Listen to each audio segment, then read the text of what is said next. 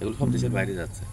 তা আমাদের এদিকে সিজনের সময় কাঁঠাল বিক্রি হয় না, এটা কাঁঠাল 30 টাকা 40 টাকা, দেখা যায় 20-25 কেজি ওজনে। হ্যাঁ, কিন্তু অফ টাইমে কাঁঠালের আমাদের এদিকে ডিমান্ড আছে এটা কি 12 মাসই কাঁঠাল না? 12 মাসে।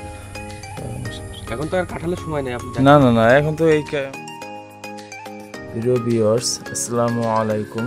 আমরা আজকে আসছি চুয়াডাঙ্গা জেলার জীবননগর উপজেলার মানিকপুর গ্রামে। আমরা আসছি আজকে বিখ্যাত চাষি সজল ভাইয়ের বাগানে।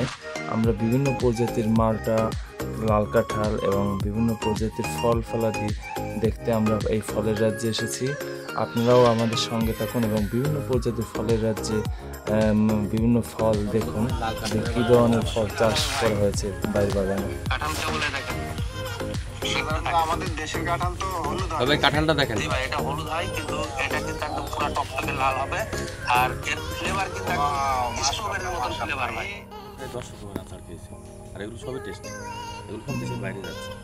তা আমাদের এদিকে সিজনের সময় কাঁঠাল বিক্রি হয় না, এটা কাঁঠাল 30 টাকা 40 টাকা, দেখা যায় 20-25 কেজি ওজনে। হ্যাঁ, কিন্তু অফ টাইমে কাঁঠালের আমাদের এদিকে ডিমান্ড আছে এটা কি 12 মাসই কাঁঠাল না? 12 মাসে। এখন তো আর কাঁঠালের সময় নেই, আপনি না না না, এখন তো এই মাত্র আসছে।